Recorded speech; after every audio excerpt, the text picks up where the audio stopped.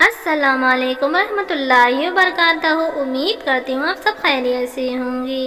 کل کا پورا واقعہ کمپلیٹ کرتے ہیں، چلتے ہیں واقعے کی طرف۔ وہ اس جنت کی جستجو میں طاعت و بندگی کا مجتمع بن چکی تھی جو متقین کے لیے تیار کی گئی ہے اور جس کے دروازے خاص توبہ کرنے والوں کے لیے ہمیشہ کھلے رہتے ہیں۔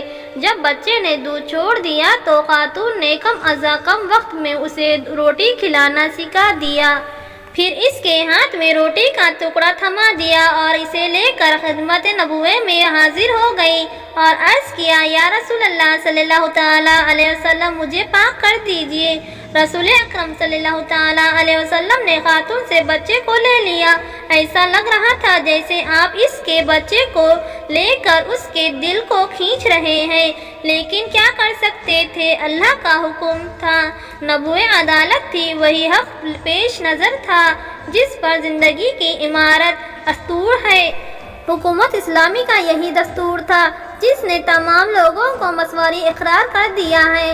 پھر رسول اکرم صلی اللہ تعالیٰ علیہ وسلم نے فرمایا، کون اس بچے کی کفالت اپنے ذمہ لے گا، وہ جنت میں ان دونوں انگلیوں کی طرح میرے ساتھ ہوگا۔ انصاری نے بچے کی کفالت کی ذمہ داری قبول کر لی۔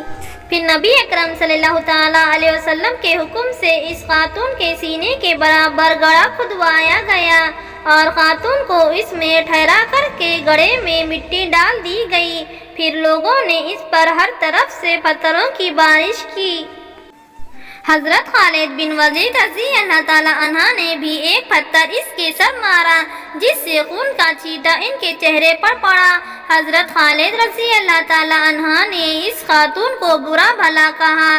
جب رسول اللہ صلی اللہ تعالیٰ علیہ وسلم نے ان کی بات سنی تو فوراً بولے، چپ رہو خالد، قسم ہے اس ذات کی جس کے ہاتھ میں میری جان ہے، اس خاتون نے ایسی توبہ کی ہے کہ اگر ناجائز محصول لینے والا جو ظلم لا تعداد انسان کا حق کھاتا ہے، ایسی توبہ کرتے تو ایسے بھی معاف کر دیا جائے۔ ایک دوسری روایت میں ہے کہ نبی اکرم صلی اللہ تعالیٰ علیہ وسلم کے حکم سے اس عورت کے اوپر اس کا کپڑا اچھی طرح باندھ دیا گیا، پھر آپ کے حکم سے اس کو سنگھار کر دیا گیا۔ اس کے بعد نبی اکرم صلی اللہ تعالیٰ علیہ وسلم نے اس کے جنازے کی نماز پڑھی۔ حضرت عمر بن خطاب رضی اللہ تعالیٰ عنہ نے عرض کیا، یا رسول اللہ صلی اللہ تعالیٰ علیہ وسلم، اس پر نماز جنازہ پڑھ رہے ہیں حالانکہ اس نے زنا کا ارتکاب کیا تھا۔ نبی اکرم صلی اللہ تعالیٰ علیہ وسلم نے فرمایا، اس نے ایسی خالص توبہ کی ہے کہ اگر ایسی 70 بخشدگان مدینے پر تقسیم کر دیے جائیں تو ان سب کی بخشش ہو جائے گی۔ کیا تو نے اس عورت سے بڑھ کر کسی کی توبہ دیکھی جس نے اپنی جان خوشی کے ساتھ اللہ کے لیے قربان کر دی ہو؟